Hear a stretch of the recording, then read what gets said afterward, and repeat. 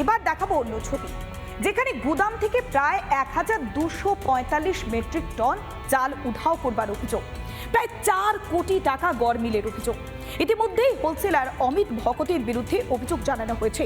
মহকুমা শাসক এফআইআর করেছে। কাকদ্বীপের এই ঘটনায় রীতিমতো শোরগোলও পড়ে গিয়েছে। দেখুন।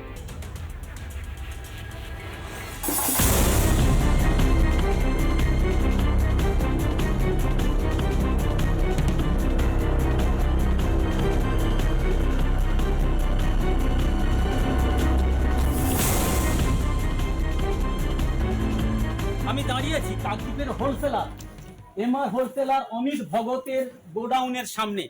আর প্রশাসনের তরফ থেকে 1 বছর আগে এই গোডাউনের মালিক যিনি, তার দুর্নীতির অভিযোগে গোডাউনকে সিল করে দিয়েছিলেন।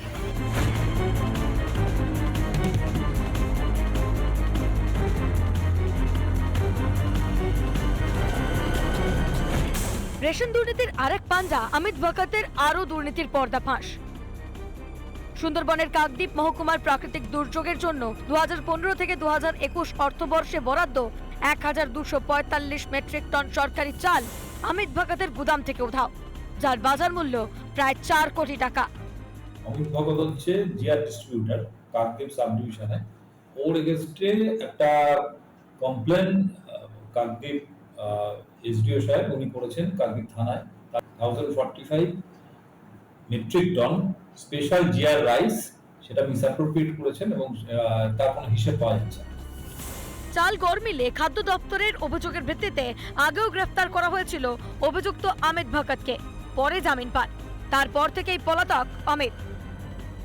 আমরা গরিব মানুষ, আমরা তো চাইবো আমাদের প্রাপ্যের জিনিস আমরা পাই। আমাদের সেই প্রাপ্যের জিনিস কোথায় গেল এটা আপনাদেরকে দেখার অনুরোধ করছি। আর যারা মেরেছে কত শাস্তি হওয়া উচিত।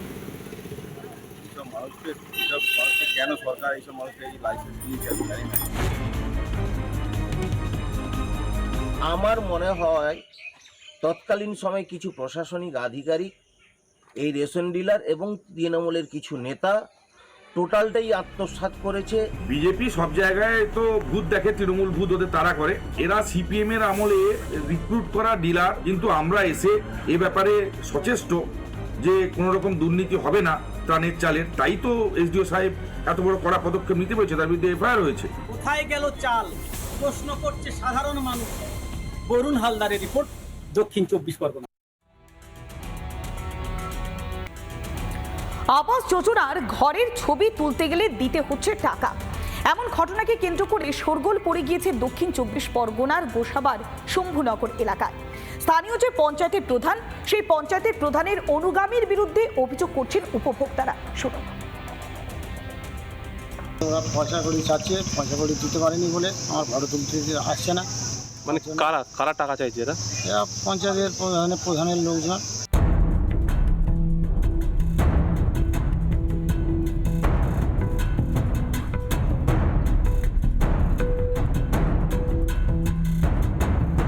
রাজ্য জুড়ে আবাস নিয়ে দুর্নীতির অভিযোগের শেষ নেই। এর মধ্যে নতুন অভিযোগ দক্ষিণ 24 পরগনার গোসাবা ব্লকের শম্ভুনগর গ্রাম পঞ্চায়েতে। অভিযোগ, আবাসের জন্য ঘরের ছবি তুলতে টাকা চাইছেন তৃণমূল পঞ্চায়েত প্রধানের অনুগামীরা।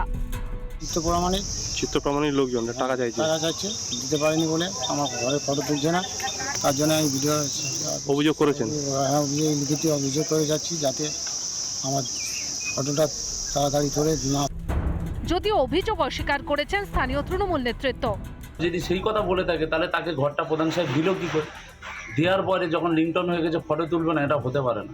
এটা তদন্ত হোক, তদন্ত হলে পরিষ্কারটা সামনে চলে আসবে। ফলে সবাই তৃণমূল কংগ্রেসের কর্মী, সময় হলেই সবাই শাসক দলের, কিন্তু আপনারা তলিয়ে দেখুন আমার মনে হয় উদ্দেশ্য প্রণোদিতভাবে তৃণমূল কংগ্রেসকে মেলাইন করার জন্য, ওখানকার প্রধান উপপ্রধানদের মেলাইন করার জন্য এই বার্তা সে দিচ্ছে। ঘটনায় তৃণমূলকে তোপ দেখেছে বিজেপি। আপনি যদি পশ্চিমবঙ্গে বেঁচে থাকতে চান তাহলে তৃণমূলকে কাটমানি দিয়েই বেঁচে থাকতে হবে। মমতা ব্যানার্জির সৌজন্যে পশ্চিমবঙ্গ একটা নির্লজ্জতার উদাহরণে পরিণত হয়েছে। গোসাবা বিজি অফিসে লিখিত অভিযোগ দায়ের করেছেন উপভোক্তা। রঞ্জিত সর্দারের রিপোর্ট, রিপাবলিক বাংলা। নানা ধরনের কন্টেন্ট দেখার জন্য লাইক করুন, শেয়ার করুন আমাদের ফেসবুক পেজ, সাবস্ক্রাইব করুন আমাদের ইউটিউব চ্যানেল। পাশাপাশি অন্যান্য ব্রেকিং নিউজের জন্য অবশ্যই চোখ রাখুন রিপাবলিক বাংলায়।